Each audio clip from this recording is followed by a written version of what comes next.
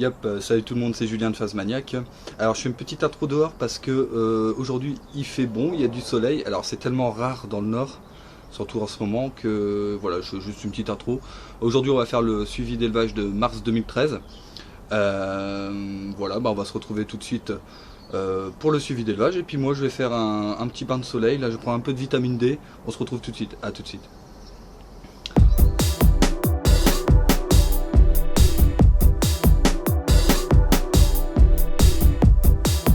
Yep, salut tout le monde, c'est Julien de Phasmaniac. On se retrouve comme promis après ce bain de soleil dans mon élevage pour faire le suivi d'élevage du mois de mars. Et on va commencer tout de suite avec les stars, hein, puisque c'est les Acryoptera phallax. Alors j'ai eu quelques évolutions et quelques pertes, effectivement, puisque j'ai perdu un mâle adulte et une femelle adulte. Alors ça arrive hein, dans tout élevage. Alors vous dire pourquoi je les ai perdus, ça, bon, on peut pas réellement savoir puisque des fois il n'y a pas vraiment de conditions spéciales. Bon, en tout cas, j'ai des bonnes évolutions puisque depuis février, depuis mon suivi d'élevage de février, j'ai eu donc tous mes Acryoptera phallax dans le flexarium sont adultes maintenant, et j'ai une femelle qui va pas tarder à pondre comme vous le voyez parce que elle a l'abdomen tout dilaté. Alors généralement ça c'est pareil chez tous les phases. Hein. Dès que vous voyez votre femelle qui commence à être bien dilatée comme ça, c'est que elle va pas tarder à pondre. Et puis là, je pense que dans quelques jours je commencerai à avoir des œufs. Donc ça c'est une bonne nouvelle. Sinon, ce que j'ai fait dans le flexarium, c'est que j'ai mis, vous voyez, j'ai suspendu un pot avec un câble électrique là que j'ai attaché au au tuyau pour mettre en fait tout simplement une petite branche d'eucalyptus. Alors bizarrement, il ne touche pas du tout à l'eucalyptus. Enfin, très rarement, puisqu'il y a vraiment que quelques feuilles de grignoter. Donc, ils préfèrent largement la ronce. Alors, je pense que ça, c'est parce que justement, ils ont été habitués à la ronce étant petits. Mais bon, il va falloir qu'ils s'habituent un peu à l'eucalyptus, parce que j'en ai planté 3 dans le jardin, et donc, va falloir qu'ils y aillent un peu. Bref, donc voilà, ça c'était pour les Acryoptera phallax, donc pas réellement de changement. En tout cas, ce qui est sûr, c'est qu'on devrait pas tarder à avoir des œufs. On va passer tout de suite aux Heteroteris dilatata. Donc là, il y a eu des évolutions, et une belle évolution, puisque je suis assez content. J'ai une femelle en T-sub, donc il lui reste 2 mues à faire, et vous allez voir sa couleur. Voilà, c'est quand même très beau. Hein. Donc là, c'est une couleur très verte. Donc moi, c'est ce que je recherchais en fait hein, chez les dilatata. Moi, je recherche vraiment la couleur la plus verte possible. Et là, ça n'a pas loupé. Et là, il lui reste 2 mues à faire. Elle sera adulte. Donc, vous voyez, elle est déjà quand même assez balèze. Donc, je pense qu'à l'âge adulte, elle sera quand même assez grande. Et puis après, bah, on a les mâles. Alors, j'ai quelques mâles subadultes. Donc ça, bah, on verra le mois prochain. Vous verrez que le mâle adulte est quand même assez beau. Assez joli. On va passer tout de suite au Necrosia annulipes. Donc là, bon, pas d'évolution. À part que j'ai eu quelques adultes, hein. J'avais un terrarium, je sais pas si vous vous souvenez, si vous avez regardé l'affiche, enfin pas l'affiche, mais le suivi d'élevage, j'avais un terrarium avec des petits juvéniles et là ils ont grandi et bon bah ils pondent assez bien.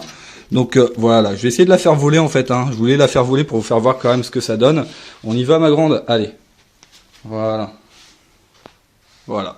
Bon bah elle est tombée. Hein. J'irai la rechercher après, c'est pas très grave. Voilà, donc c'est assez magnifique quand même quand ça vole, hein, vous pouvez le constater. Et donc là moi ce que je vais faire c'est quand même un élevage assez poussé. Donc c'est vrai que là j'ai mis un terrarium ici, un ici. Là j'ai un ou deux couples et là pareil un ou deux couples. Comme ça au moins j'aurai pas mal d'œufs et je pourrais quand même faire une évolution de cette espèce là. En sachant que, regardez, hop, une petite exuvie, hein. Voilà, qui n'a pas été mangé, donc voilà, ça prouve qu'il y a eu une mue qui a été faite hier soir. Bon, on va passer tout de suite au Merziana bullosa.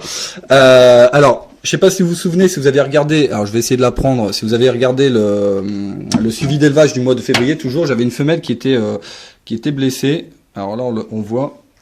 Donc elle est toujours blessée, mais elle est pas morte. Donc je pense que ces blessures ont cicatrisé.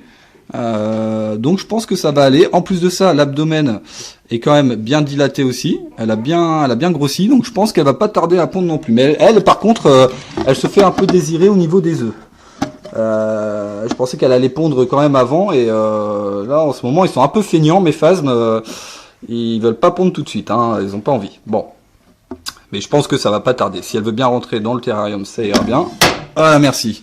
Donc ça, c'était Merziana bullosa. Voilà, j'ai toujours eu du mal à le dire, mais bon. Alors, on va passer ici. Bon, là, pas de changement. On est toujours sur les Extatosoma charatum. Alors, j'ai une femelle, toujours ma femelle adulte ici. Là, toujours. Alors, celle-là, par contre, je vais vous la montrer parce que franchement, c'est du nanisme. Hein. C'est une femelle qui est restée petite. Ça arrive dans les élevages quand on a une souche qui est pas forcément bonne ou quand elle fait partie d'une souche parthénogénèse. Mais par contre, alors parce que j'ai pas une très bonne qualité, hein, vous vous rendez bien compte, hein, j'ai un portable pour filmer, mais est-ce que vous voyez quand même la forme zébrée, la couleur zébrée? C'est assez magnifique. Franchement, elle est super belle. Elle est toute blanche avec des, je dirais même c'est Extatosoma tigratum quoi, parce qu'on dirait vraiment même zebratum on va dire. Mais elle est assez magnifique et bizarrement elle pond des œufs. Et ouais, et ça c'est assez rarement vu, et je vais même vous faire voir un œuf. Alors je vais essayer de trouver 2 œufs, c'est-à-dire un œuf d'une femelle adulte, si j'en trouve un. Non, je vais pas en trouver, je pense pas. Bon, pour ceux qui connaissent, en tout cas, vous voyez à peu près ce que ça donne. Et regardez un œuf de nanisme d'une femelle naine. Il est tout petit en fait. Finalement, en fait, plus elle est petite, plus elle pond des œufs petits. Ce qui est logique, hein. Mais moi, je pensais pas qu'elle allait pondre en fait, finalement. Mais bon, à mon avis, les œufs, bon, ça va rien donner. On verra quand même. Je vais les garder, on verra, et puis je vous dirai quoi. Alors, Phyllium philippinicum. Donc là, moi, je n'en vends plus. J'ai eu beaucoup de demandes. Là, c'est tout. Hein. J'arrête. Donc, ceux qui sont intéressés pour l'instant, faudra patienter un petit peu. Je vais essayer d'ouvrir le terrarium, mais très franchement, très rapidement, parce que sinon, ils vont tous se barrer. Voilà. Hop, paf, je le remets. Et donc là, on m'a demandé de faire une fiche d'élevage. Alors, on va attendre un petit peu. Je ferai une fiche d'élevage lorsque j'aurai des adultes, puisque j'aime bien dans les fiches d'élevage quand même montrer les adultes et puis partir de l'œuf à l'adulte. C'est toujours mieux, hein, comme ça on comprend un peu mieux l'évolution. Donc voilà, j'en ai encore pas mal, mais ceux-là je les garde pour ma prochaine génération. Alors ici Myronides, alors on a une femelle adulte ici, donc les mâles adultes ici aussi. Alors là c'est pareil, elle ne pond pas, toujours pas. Pourtant ça fait un bout de temps qu'elle est adulte, ça doit faire un peu plus d'1 mois. Et je ne l'ai pas vu se faire féconder. Alors ça m'inquiète un petit peu, je vais patienter un petit peu, mais je vous le dis, hein, mes phasmes en ce moment ils sont un peu feignants, ils sont un peu à la ramasse. Donc on va attendre un petit peu et puis on verra ça le mois prochain. Alors sur les Acreoptera phallax juvéniles, alors ils ont bien poussé, comme vous pouvez le voir.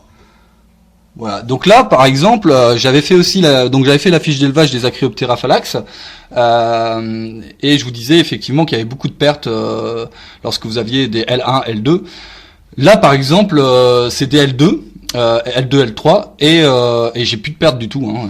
Donc voilà, ça avance très très bien, et je mettrai la petite naissance tout à l'heure dans le terrarium. Donc là, ça avance bien. J'espère avoir des femelles parce que c'est vrai que j'ai pas beaucoup de femelles, j'en ai que 2. Donc voilà, j'espère avoir des femelles, mais j'ai décelé, je pense, dans les juvéniles des femelles. Alors je vais juste déplacer le flexarium. Je regarde juste si le Necrocea nulipes là-bas, il est toujours là-bas, il n'y a pas de souci. Et puis là, donc là, c'est le terrarium des Zericantha calcarata. Et logiquement, ils sont tous au plafond. Voilà. Donc je sais pas si vous les voyez. Donc là, pareil, ils sont juvéniles. On doit avoir des L1, L2, L3. Enfin, ils sont tous mélangés. J'ai tellement de naissances, très clairement, que voilà, c'est un peu périlleux. Et surtout quand on change la plante nourricière, on est obligé de les enlever. Et c'est mortel. Alors, si tu veux bien t'ouvrir, merci. Donc là, c'était donc... bon, je pense qu'on a fait le tour. Hein, c'était le suivi d'élevage de mars 2013. Alors vous voyez, par exemple, là, j'ai une naissance de Zericantha calcarata. J'en ai tous les jours. Hein. Hier, j'en avais 21. Alors, imaginez, enfin 21 naissances. Hein. Imaginez quand même. Hein. Alors, on va faire les disponibilités. Alors, c'est très simple. Aujourd'hui, j'ai de disponibles les Zericantha calcarata. Voilà, ceux qu'on vient de voir. Puisque, comme vous en doutez, j'ai beaucoup de naissances. Donc, il faut que je liquide un peu, hein, sinon je vais pas m'en sortir. Donc tous ceux qui veulent des Zericanta Calcarata, n'hésitez pas, vous m'envoyez un message sur mon adresse mail mephasm@gmail.com. Allez-y. Pareil pour tous ceux qui veulent un petit renseignement, je suis là. Il n'y a pas de souci, je suis prêt à vous répondre. Vous m'envoyez vos petits messages, vous me demandez des petites choses, il n'y a pas de souci, je serai là pour y répondre. Pour tous ceux qui sont intéressés, qui ont un Facebook, n'hésitez pas à taper Le Monde Caché sur Facebook. C'est un groupe super sympa où vous allez pouvoir, alors il y a plus de 200 membres, il y a des pros, des amateurs, des newbies et des pyjamas, et vous allez pouvoir tout simplement poser vos questions, et il y a plus de 2000 photos, il y a des vidéos, il y a vraiment plein de choses à voir, donc n'hésitez pas à y aller. Alors juste un petit PS, j'ai acheté ça hier. Alors j'ai acheté ça hier, j'ai payé ça 9,90 €. Il y a 3 boîtes, voilà, 3 grandes boîtes. Alors pourquoi je vous en parle? Parce que tout simplement je ferai un tuto dans quelques jours, je pense, ou ouais, dans quelques jours, pour tout simplement vous faire voir comment fabriquer un terrarium avec moins de 10 €. Pour tous ceux qui n'ont pas les moyens forcément d'acheter des terrariums, je les comprends, moi j'ai commencé comme ça. Et ben je vous ferai voir comment on peut faire un terrarium avec ces petites boîtes. Vous verrez, c'est super simple et ça marche très bien, ça marche du tonnerre. Donc voilà, je ferai un petit tuto là-dessus. Aussi, prochaine vidéo bientôt, on va parler des sites internet. Donc je ferai en fait, je vais faire une vidéo où je vais vous présenter des sites ou des forums pour tous ceux qui ne connaissent pas encore trop les sites qui sont spécialisés en insectes et en phasmes. Je vous les présenterai tout ça. Je ferai un peu de entre guillemets de pub pour eux parce que voilà, c'est des sites que je trouve superbes. Donc voilà, faut les montrer. Et on pourra voir ensemble donc ces sites-là. Et je ferai plusieurs vidéos avec plusieurs sites, hein. Comme ça, il y aura pas de jaloux. Voilà ce qu'il fallait dire pour le suivi d'élevage du mois de mars 2013. N'hésitez pas à vous abonner à ma chaîne, vous aurez les vidéos en direct, c'est toujours mieux. Et puis un petit j'aime, hein, ça fait plaisir bien sûr. N'hésitez pas à me poser toutes vos questions. Je vous souhaite à tous une excellente journée, une excellente soirée. C'était Julien de Phasmaniac. Ciao à tous.